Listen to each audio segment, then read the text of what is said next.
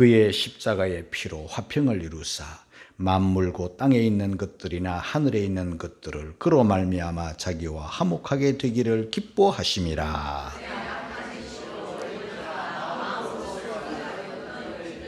이제는 그의 육체의 죽음으로 말미암아 화목케 하사 너희를 거룩하고 흠없고 책망할 것이 없는 자로 그 앞에 세우고자 하셨으니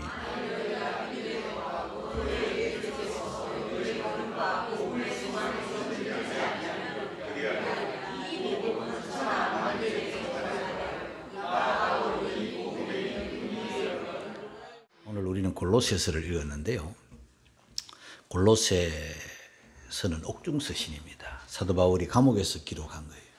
감옥 밖에서나 감옥 안에서나 기록된 말씀은 다 하나님의 말씀이고 귀한 말씀이지만 감옥 안에서 기록한 성경에 4권이 있어요. 에베소서, 빌립보서, 골로새서, 빌레몬서, 그 중에 한 권이 골로새입니다. 이 지도를 잠깐 살펴보면은요, 저 좌측에 여러분들이 볼 때는 우측입니다만 에베소를 한번 보세요. 에베소는 지금 바다를 끼고 있는 항구 도시고 저 지역에서 제일 큰 도시입니다. 에베소 현장을 가보신 분들은 알겠지만 2000년 전에 이렇게 화려한 도시가 있을까? 어디에서 이렇게 많은 돌들을 구해가지고 여러분 돌로 막 빌딩을 세웠던 그런 대단한 도시입니다. 큰 도시입니다. 그런데 이 에베소에서 사도 바울이 3년간이나 사역을 했어요. 사람들이 막 몰려오니까, 구름처럼 몰려오니까 그들에게 복음을 전하느라 가장 오랫동안 머문 지역이 바로 에베소잖아요. 그런데 그 에베소 사람들만 모인 게 아니라 그 주변에 많은 지역의 도시들이 막 모여가지고 지도자들이 모여가지고 은혜를 받고 성경을 배우고 복음을 듣고 하면서 그들이 돌아가서 교회를 세운 교회가 골로새예요. 에베소에서 골로새까지 거리는요, 직선거리로 약 한 160km 돼요. 160km라면은 400리잖아요. 400리. 걸어서 간다면 한 4, 5일 갈 수 있는 그런 먼 거리예요. 그런데 에바브라라는 사람이 골로새 교회를 세운 것으로 그렇게 나타나고 골로새 교회의 지도자로 사역자로 이래 수고했습니다. 그런데 사역을 하다 보니 문제가 생겨요. 복음이 잘 전해지고 성도들이 은혜 가운데 신앙생활을 하면 참 좋겠지만은 교회 안에 이단자들이 들어오는 거예요. 그런데 이 에바브라라는 사람은 그 이단자들을 막아낼 능력이 없는 거예요. 저들이 왜 이단인지를 성도들에게 가르쳐 주어야 되겠는데 그 능력이 부족한 거예요. 그래서 사도 바울을 찾아간 거예요. 그 사도 바울을 통해서 이 편지를 받아온 거예요. 이 사도 바울은 감옥에서 이 골로새 얼굴도 모르는 사람이죠. 바울이 개척한 교회가 아니니까요. 그런데 이 복음을 기록을 해서 편지를 기록해서 교인들에게 이제 전해주게 된 것이죠. 여러분, 우리가 교회 생활, 우리가 신앙생활을 하면서 믿음이 조금 부족한 것은요, 또 시간이 지나면 믿음이 이제 견고해질 수 있고 풍성해질 수 있어요. 사랑이 조금 부족해도요, 사랑도 이제 깨달아지면 더 뜨거워질 수도 있고 더 큰 사랑으로 나아갈 수 있어요. 그런데요, 이단자들이 들어오게 되면은요, 이단에 감염이 되어버리면요, 그 모든 사역이 헛수고가 되어버려요. 그래서 교회 성도들은요, 교회나 성도들이 정말 주의해야 될 것은 이단자들이 교회 안에 들어오지 못하도록 해야 되는 거죠.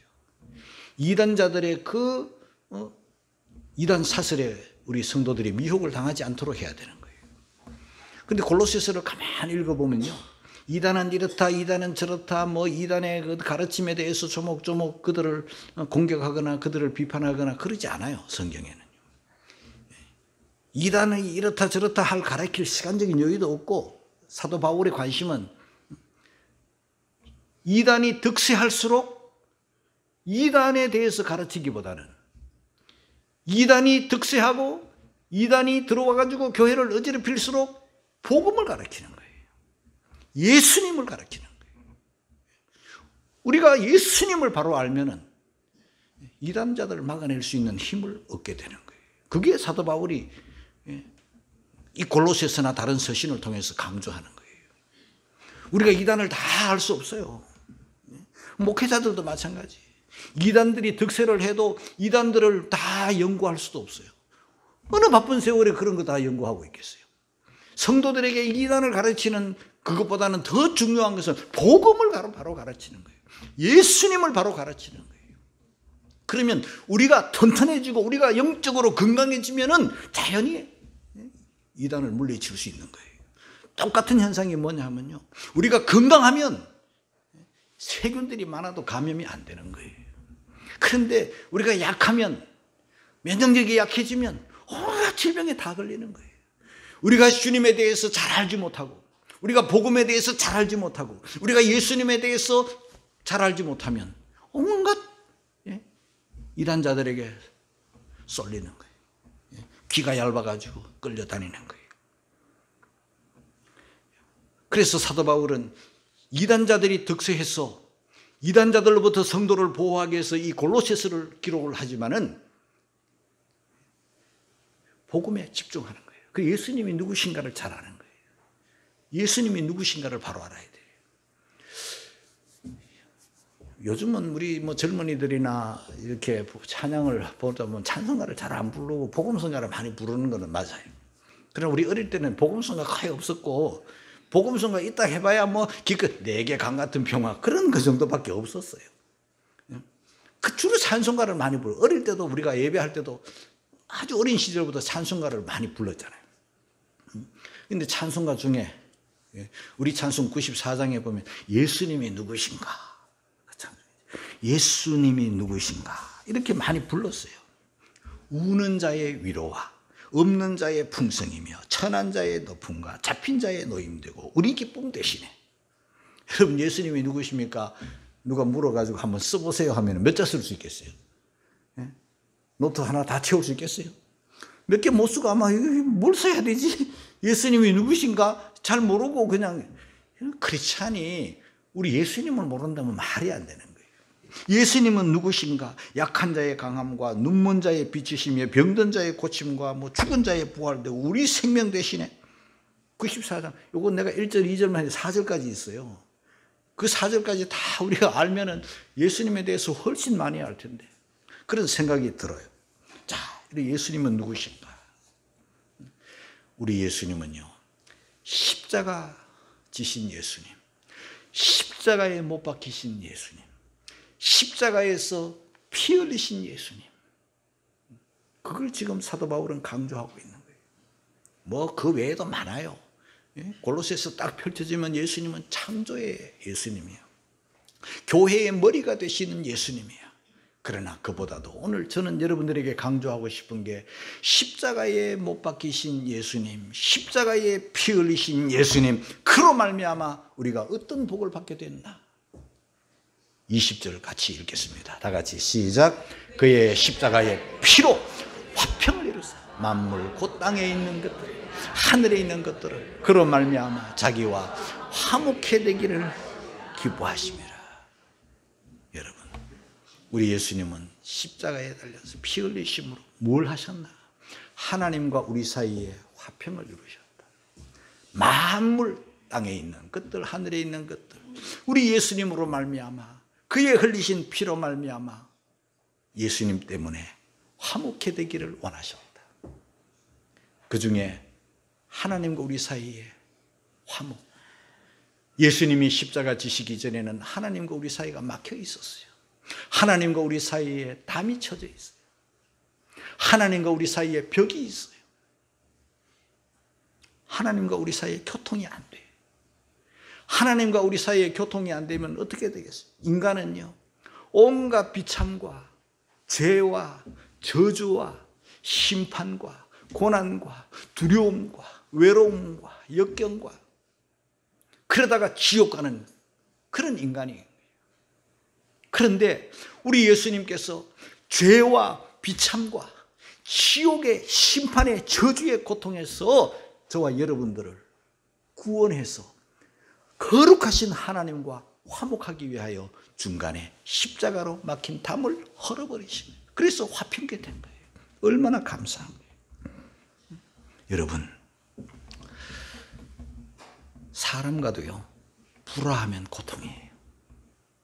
여러분, 저하고 만약에 불화하고 있다면 저와 여러분 사이에 뭔가 막힘이 있고 화목이 안 되고 뭔가 가려져 있고 섭섭함이 있고 소통이 안 되고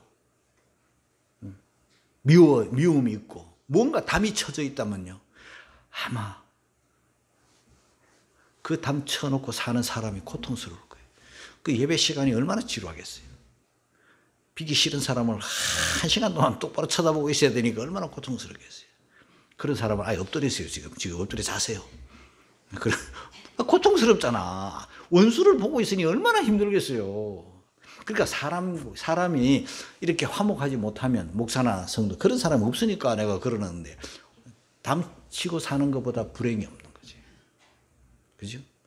우리가 서로 인사합시다 이러면서 인사할 때 에이, 저 사람 얼굴 돌리고 싶은 사람을 딱 마주치면요, 기분이 안 좋잖아.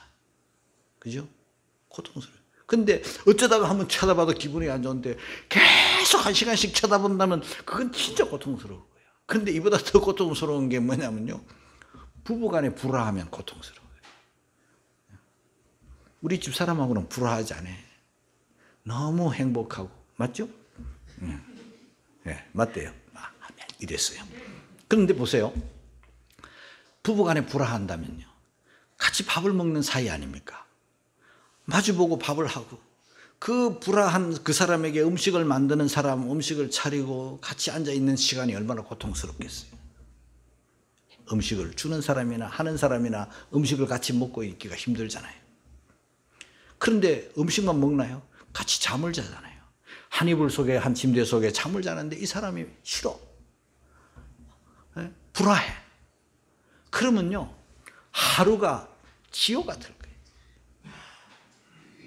그 사람의, 그 원수 같은 사람이, 평생 원수 같은 사람이 뭐 가까이 있으면 얼마나 그게 지옥이에요, 여러분. 우리 도하동 주한교회 부부들이요, 화목하기를 주의 이름으로 축복하며. 진짜예요. 여러분 자신을 위해서 화목해야 되는 거예요. 장로님 맞죠? 부부간에 불화, 그럼 또 형제간에도 불화하면 얼마나 힘들어요. 그래서 성경에 보면은 화목하라는 거죠. 마태복음 5장 23절 24절 읽고 갑니다. 다 같이 시작. 예물을 제단에 드리다가 거기서 내 형제에게 원망 들을 만한 일이 있는 줄 생각나거든 예물을 제단 앞에 두고 먼저 가서 형제와 화목하고 그 후에 와서 예물을 드리라. 사람과 불화하는 것도 이렇게 고통스러운데, 너희들이 사람과 불화하고 사람과 담쌓고 사람과 화목하지 못하고, 그것도 그게 부부든 그게 형제든 그게 같은 교우든 누구라도 불화하지, 화목하지 못하고 불화하면서 하나님 앞에 잘 되겠다고, 하나님 앞에 화목하게 되겠다고 하나님 앞에 와서 예물을 드리면서 예배를 하는, 이건 말이 안 된다는 거죠. 그래서 예물을 여기 두고 가가지고 화목하고 와가지고 예물을 드리라, 그게 우선이다는 거죠. 자, 이렇게 하나님과 화목을 하면은요, 이 여기서부터 온갖 은혜와 온갖 축복이 다 오는 거예요. 하나님, 예수님 때문에 하나님과 화평을 누리면은요, 하나님을 당장 부르는 이름이 달라져요. 하나님 아버지요 이렇게 부르잖아요. 그리고 막 우리의 마음을 다 토하잖아요. 얼마나 감사해요. 그런데 불화하면 되겠어요. 그러니까 이 화평을 주시기 위해서 예수님이 이 땅에 오셨다니까요. 화평을 주시기 위해서 예수님이 피 흘리셨다니까요. 화평을 주기 위해서 예수님이 죽으셨어요, 십자가에서. 그래서 하나님과 화목된 거, 하나님과 화평한 거, 이게 복 중에 복이에요. 그런데 이 성경을, 이 설교를 준비하다 보니까요, 우리 예수님의 십자가는 하나님과 우리 사이의 화평은 당연하고 물론이고, 이 세상을 살아갈 때 이 십자가의 은혜가 얼마나 신비한 은혜인지, 십자가를 생각할 때 은혜가 넘치는 거예요. 사람이 몸이 아프면 약도 먹기도 하겠지만 주사를 맞잖아요. 침도 맞잖아요. 여러분 침이 얼마나, 그 애들도 까불면 너 침 놓는다 이러면 애들이 벌쩍 놀래잖아요. 주사도, 나도 이 주사 기피증이 있어가지고요, 주사 잘 안 맞고 싶어요. 그런데 안 맞을 수 없는 환경이 되면 어때요? 그 뾰족한 바늘이 이렇게 내 몸을 팍 찌르잖아요. 아이 따가워라 그러는데 창피스러워서 말도 못하고 그러니까 주사 바늘이 막 겁나잖아요. 그럴 때요, 작게는 우리 예수님의 십자가를 생각하면 그 작은 주사 바늘 맞으면서도 아따가라 그러고 아야 아파라 그러고 막 이래. 근데 우리 예수님의 십자가는요, 굵은 대못이잖아요. 이건 못이라고 할 수도 없어요. 이걸 막 매달아 놓고 망치로 꽝꽝 박았다고 한번 생각해 봐요. 이걸 가지고 그냥 예수님의 막 뼈가 갈라지고 막 힘줄이 터지고 막 핏줄이 터져가지고, 예? 온몸에서 그냥 그 고통을 생각하면, 아유, 이 주사는 아무것도 아닌 것 같이 금세 이겨낼 수 있게. 이건 예수님을 생각하면 다 이길 수 있는 것과 똑같은 거예요. 여자가 아이 낳을 때, 해산할 때 얼마나 아픔. 그런데 예수님의 십자가를 생각하면 그것까지도 이겨내는 거야. 예? 이 세상이 여러분 얼마나 고달픈 세상이고 위험한 험한 세상입니까? 이럴 때 십자가의 이 은혜는요, 그걸 다 극복할 수 있다니까요. 다 이길 수 있는 거예요. 죄에서만 아니야. 하나님과 우리 사이의 화목만 아니에요. 십자가는요, 이 세상 살이 속에서도 이길 수 있네. 그래서 클레페이는 이런 노래를 했어요. 우리가 471장 오늘 불렀잖아요. 십자가 그늘에서 나 쉬기 원하네. 저 햇빛이 밑쬐이고 또 짐이 무거워 이 광야 같은 세상에 늘 방황할 때 주 십자가의 그늘에 나 쉴 곳 찾았네. 할렐루야. 십자가의 그늘에서 나 쉴 곳 찾았네. 예수님의 십자가를 생각하니, 예수님의 십자가를 바라보니 이 광야 같은 세상, 떼약볕이 쬐이고 짐이 무거워서 쓰러질 수밖에 없지만 쓰러지지 않고 다시 일어날 수 있는 힘과 힘을 얻을 수 있는 게 바로 십자가의 은혜라는 거 깨닫기를 주님의 이름으로 축복합니다. 그런데 이 십자가의 그늘에 나 쉬기 원하네, 우리가 이런 찬송을 불렀는데요, 그 2절에 보니까 내 눈을 밝히 떠서 저 십자가 볼 때, 그런 가사가 있어요. 흐릿하게 뜨면 안 보여. 밝히 떠야 돼. 십자가를 내 눈을 밝히 떠서 저 십자가 볼 때 나 위해 고생당하신 주 예수 보인다. 나 위해 고생당하신 주 예수 보인다. 내 눈을 밝히 뜰 때 나 위해 죽으신, 나 위해 고난당하신, 나 위해 피 흘리신 주님 보인다. 그 형상 볼 때 내 마음에 큰 찔림 받았어. 그 사랑 감당 못하여 눈물만 흘리네. 다 이겨낼 수 있는 거예요.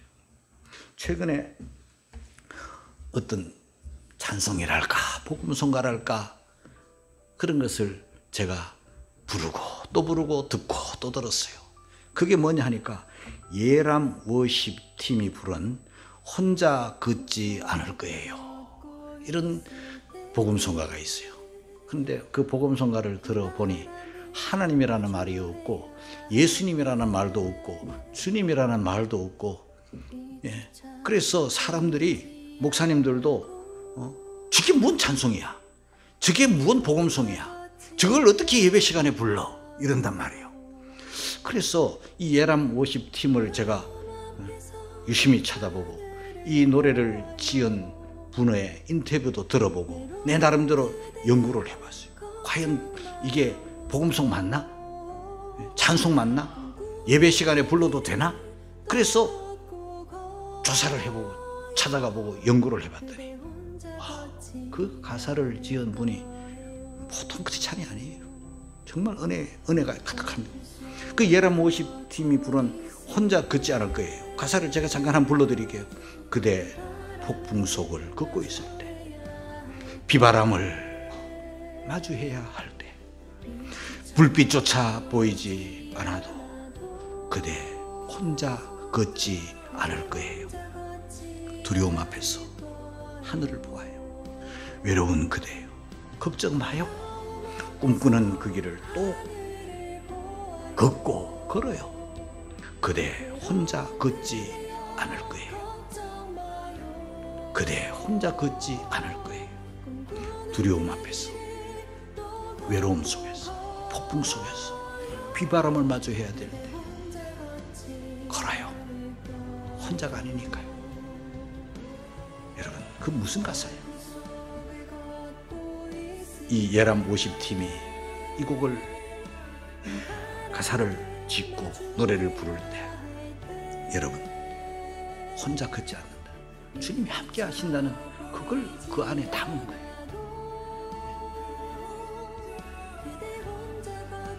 아가스에는 하나님이라는 말도 없고 주님이라는 말도 없고, 그래서 솔로몬 이야기 나오고 슐람미 이야기가 나오지만 그거는 솔로몬과 슐람미라고 보면 안 되잖아요. 주님과 성도의 사랑 이야기인 거 마찬가지로, 어떤 거는 예수님으로 가득 차도 복음송이 아닌 것도 있어. 그러나 이 예람 워십팀은요, 정말 주님을 사랑하는 마음으로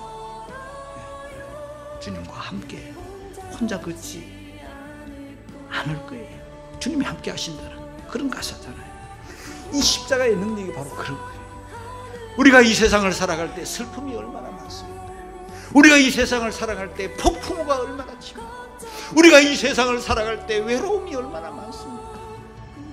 우리가 이 세상을 살아갈 때 알 수 없는 고난이 물밀듯 밀려오고, 그래서 혼자 덩그러니 외롭게 두려움 속에서 어찌할 수 없을 때 우리 예수 믿는 우리들은 눈을 밝히 떠서 십자가를 바라보면 주님이 나와 함께 하신다는 것을 깨달아서 혼자 걷지 않고 주님이 함께 동행한다는 거 다 깨닫고 살잖아요. 저의 과거를 돌아보고 지금을 봐도 목회 40여 년간 지나올 때 왜 폭풍우가 없었겠으며, 왜 외로울 때가 없었겠으며, 왜 비바람이 없었겠어요.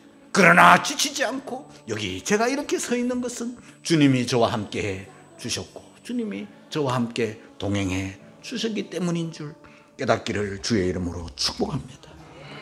주님은 하나님과 우리 사이의 화평은 물론이거니와 이 험한 세상 살아갈 때 위로가 되고 용기가 되고 함께 해주신다는 이 사실을 믿음으로 받아들이고 주님과 동행하시기를 주의 이름으로 축복합니다. 그래서 슬픔 속에 위로를 받고 두려움 속에 안정을 찾고 다시 살아갈 용기와 다시 살아갈 힘을 얻는 그런 십자가가 되기를 주의 이름으로 축복합니다. 이 은혜가 더 크게, 더 강하게, 더 뜨겁게 우리에게 임하기 위해서는요, 우리의 과거를 알아야 돼요. 자, 21절입니다. 다 같이 21절 시작. 전에 악한 행실로 멀리 떠나 마음으로 원수가 되었던 너희를, 그랬습니다. 전에 예수님 모를 때, 십자가 모를 때, 은혜를 모를 때, 하나님을 모를 때, 예수 믿기 전에, 교회 다니기 전에, 깨닫기 전에는 악한 행실. 아유, 목사님, 나 예수 믿기 전에도 그렇게 악하게 안 살았어요. 예수 믿기 전에도 나 착하게 살았단 말이에요. 물론 그럴 수 있어요. 그런데 성경은 뭐라고 합니까? 전에, 예수 믿기 전에 악한 행실. 악한 행실이라는 것은 꼭 남의 것을 훔치고 도둑하고 뭐 간음하고 살인하고 뭐 부모 불효하고 그렇게 못된 것을 해야만 악한 행실이 아니에요. 하나님의 은혜 속에 살면서 하나님의 은혜를 모르고 하나님이 베풀어 주신 온갖 은총 속에 살면서 하나님께 예배하지 못하고 감사하지 못하고 불신앙으로 살아간 거, 내가 내 인생의 주인이 된 양, 하나님 주시는 것으로 내가 숨쉬고 살고 하나님 주시는 음료를 마시고 하나님께서 주시는 것으로 배불리 살면서 그 일반 은총 속에서도 내가 주인이 되고 내가 내 돈 벌어서 내가 산다고 했던 그게 바로 악한 행실인 거예요. 불신앙보다 더 큰 악한 행실이 어디 있습니까, 여러분? 하나님의 은혜를 받고 살면서 하나님을 등지고 사는 것보다 더 큰 죄가 어디 있습니까? 그래서 성경을 우리는 알아야 되는 거죠. 악한 행실로 멀리 떠나, 누구를? 하나님을 멀리 떠나 있었어요. 하나님을 멀리 떠나 있었으면서도 탕자처럼 떠나 있었고 고멜처럼 떠나 있었고 요나처럼 떠나 있었지만은 몰랐단 말이에요. 그런데 예수님의 십자가를 볼 때, 예수님의 피 흘리심을 볼 때 내가 알았어요. 전에 멀리 떠나 있을 때는 마음으로 하나님과 원수가 되었어요. 아니, 나 하나님과 원수된 적 없어요, 여러분. 그런데 성경은 뭐라고 합니까? 전에 악한 행실, 멀리 떠나 하나님의 마음으로 원수가 되었다. 그 마음으로 원수 되었다는 게 뭡니까? 예? 여러분, 야고보서 4장 4절에 이런 말씀이 있어요. 같이 읽고 갑니다. 시작. 세상과 벗된 것이 하나님의 원수임을 알지 못하는, 그런즉 누구든지 세상과 벗이 되고자 하는 자는 스스로 하나님과 원수되게 하는 것이니라. 여러분 보세요. 우리가 세상을 사랑하고 세상과 가까이 하고 세상과 벗이 되고 세상이 전부인 줄 알고 세상 속에서 살아갔다면 그 사람은 하나님과 굳이 원수를 나는 안 맺었다 할지라도 그 자체가 하나님과 원수되는 거예요. 세상과 벗되면 하나님과 원수되잖아요. 왜 그런지 아십니까? 한 사람이 두 주인 못 섬겨요. 누가복음 16장 13절을 읽고 갑니다. 다 같이 시작. 하인이 두 주인을 섬길 수 없나니 혹 이를 미워하고 저를 사랑하거나 혹 이를 중히 여기고 저를 경히 여김이니라. 너희가 하나님과 재물을 겸하여 섬길 수 없느니라. 하나님과 세상 같이 못 섬겨요. 하나님과 재물 같이 못 섬겨요. 그런데 하나님 없이 내가 세상, 재물 그것만을 의지하고 살았기 때문에 성경은 그 자체가 악한 행실이고 그 자체가 하나님과 멀리 떠나 있었고 그 자체가 하나님과 원수가 마음으로 되었다, 그 말이죠. 요한일서 2장 15절을 읽고 갑니다. 다 같이 시작. 이 세상이나 세상에 있는 것들을 사랑치 말라. 누구든지 세상을 사랑하면 아버지의 사랑이 그 속에 있지 아니하니라. 여러분, 축구 경기를 보면은요, 그 장정들이 축구와 더불어 막 평생을 살고 막 온갖 기술을 다 연마한 사람들이, 선수들이 22명이, 이 팀 저 팀 22명이 그 홈에 나와가지고, 그 경기장에 나와가지고 막 호각 부음과 동시에 막 공 한 개가 왔다 갔다 22명이 막 그냥 난리를 치잖아요. 그런데 뭐 부심도 있지만은 주심은 한 사람이야. 그 한 사람이 그 넓은 광야에 공 따라 다 돌아다닐 수가 없는 거예요. 예? 물론 본다고 막 보지만은요, 그 선수들이 공을 뺏기 위해서 태클을 걸고 발을 걸고 막 난리를 치잖아요. 공을 뺏으려고 안 뺏기려고 막 하다 보니까 막 옷을 잡고 막 땡기기도 하고 막, 아우, 심하면요 진짜 심한 태클 들어가지고 다치기도 하고 부상 들고 그러잖아요. 그럴 때마다 막 호각을 불어가지고 막 경고도 주고 막 추방 아웃도 시키고 막 하지만은 이 선수들이 보통 노련한 게 아니에요. 그 심판을 등지고 막 쏘기는 거예요. 거기에서 나오는 말이 헐리우드 액션이라는 말이 나오잖아요. 발을 안 걸었는데, 가까이 와 발을 안 걸었는데 으악 이러면서 막 낮아버지는 거야.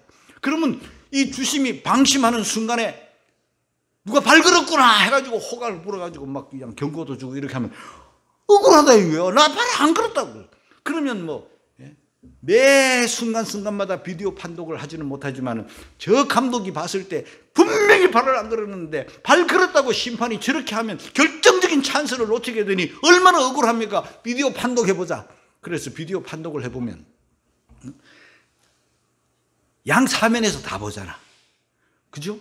양사면에서 다 봐요. 저와 여러분이 예배하는 모습도 지금, 저와 여러분은 저를 보고 저는 여러분을 보지만은요, 여러분의 뒷모습은 못 봐. 옆모습도 못 봐. 그런데 우리 하나님은요, 양사면을 다 보시는 거야. 하나님의 심판을 속일 수가 없고 숨길 수가 없는 거야. 그래서 비디오 판독으로 서로를 보잖아. 서서히 발이 막 이렇게 딱 보면 판단이 번복되기도 하잖아요. 여러분, 사람의 눈은 속일 수 있고 그래도 매 순간마다 다 비디오 판독을 할 수 없으니 얼마나 많이 속이고 숨기고 난리를 칩니까, 그 선수들이. 그런데요, 사람은 속여도 우리 하나님은 못 속여요. 여러분들이 예배 드리고 있는 동안에 이 손으로 무슨 장난을 하는지 저는 잘 몰라. 손 한번 다 들어봐요. 항복해봐. 그런데 어떤 사람들은 핸드폰 가지고 게임 할 수도 있고 안 하지만 할 수도 있잖아요. 내 눈은 속일 수 있어. 그렇죠? 근데 요즘 같은 이런 시대에 핸드폰 다 집에 놓고 할 수도 없고 어떻게 방법이 없어. 왜냐하면 성경도 핸드폰 안에 다 들어있으니까 핸드폰 찾아보고 그거 스마트폰에서 다 성경 찾고 하니까 어떻게 할 수가 없는 거죠. 그러나 여러분, 하나님은 아시죠. 저는 몰라도 예배에 집중하기를 주의 이름으로 축복합니다. 그 짧은 예배 시간 온전히 하나님 앞에 드려지고 바쳐지고, 목사는 조금 못 볼 수 있어도 사람 뒤에 숨어가지고 졸면 내가 어떻게 보겠어. 그러나 하나님은요, 속일 수 없어요. 하나님은 여러분들이 물질 생활에 온전한지, 예배 생활에 온전한지, 그 설교 시간에 온전한지 하나님은 다 아셔요. 그러니까 우리가 예배 시간에 하나님 앞에서 제대로 된 예배를, 온전한 예배를 드리기를 주의 이름으로 축복합니다. 하나님이 너희들 악한 행실이야, 그러면 하나님이 오라요. 너희들이 하나님을 멀리 떠나 있었어, 그 하나님이 오라요. 너희들이 하나님과 마음으로 원수가 되어 있었어, 전에 아닌데요, 소용없어요. 심판자는 하나님이세요. 하나님 앞에 여러분들이 인정받고 하나님 앞에 오케이 하기를 주님의 이름으로 축복합니다. 자, 그러면 이제 우리는 어떻게 살아야 되나? 22절입니다. 다 같이 시작. 이제는 그의 육체의 죽음으로 말미암아 화목케 하사 너희를 거룩하고 흠없고 책망할 것이 없는 자로 그 앞에 세우고자 하셨으니. 하나님과 화목하게 됐어. 그러면 그걸로 끝인가? 아니에요. 우리는 언젠가는 하나님 앞에 다 서야 될 사람이니까 구원을 받고 십자가의 피로 화목하게 되었고 예배자가 되었고 하나님과 화목하게 되어 하나님을 아버지라 부르고 오늘 이와 같은 은혜 속에서, 십자가의 은혜 속에서 살아가고 있는데 우리가 노력해야 될 게 뭔가? 우리가 거룩해져야 돼요. 우리가 흠이 없어져야 돼요. 책망받을 것이 없는 그런 삶을 살아야 돼요. 그렇게 되기를 주의 이름으로 축복합니다. 자, 그러면서 23절은 이렇게 말씀합니다. 같이 시작. 만일 너희가 믿음에 거하고 터 위에 굳게 서서 너희 들은 바 복음의 소망에서 흔들리지 아니하면 그리하리라. 이 복음은 천하 만민에게 전파된 바요, 나 바울은 이 복음의 일꾼이 되었노라. 이단에 대해서 우리가 다 알 수도 없고 다 알 필요도 없어요. 저와 여러분들은 예수 그리스도, 하나님과 우리 사이를 화목케 하신 예수 그리스도를 믿는 믿음에 거하라, 믿음으로 살아라, 이 말입니다.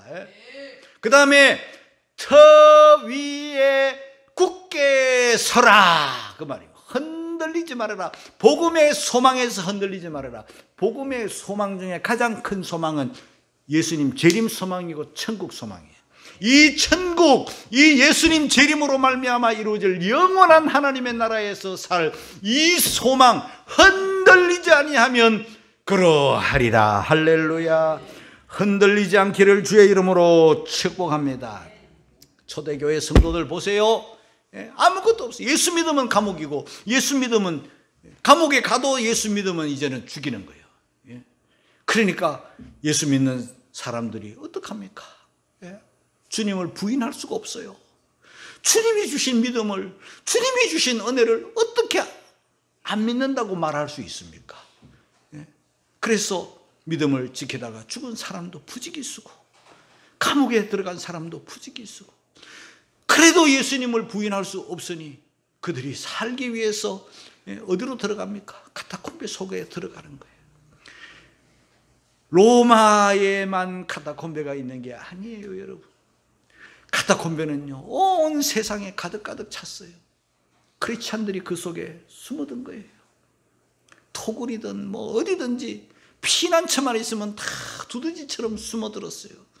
예수 믿는 믿음을 지키기 위해서 그렇게 한 거예요, 여러분. 바른 예배자가 되기 위해서 그렇게 한 거예요. 감옥에 들어갔어요. 어떤 사람은 카타콤베에 들어갔어요.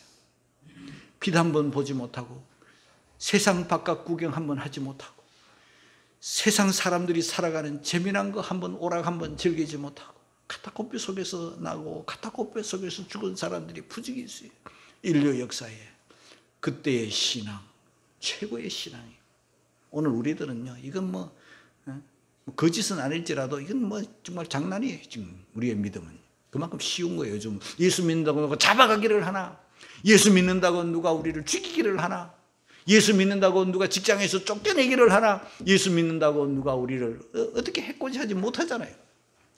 이런 자유한 세상에서 우리가 믿음을 지키지 못한다면 그 말도 안 되는 거지.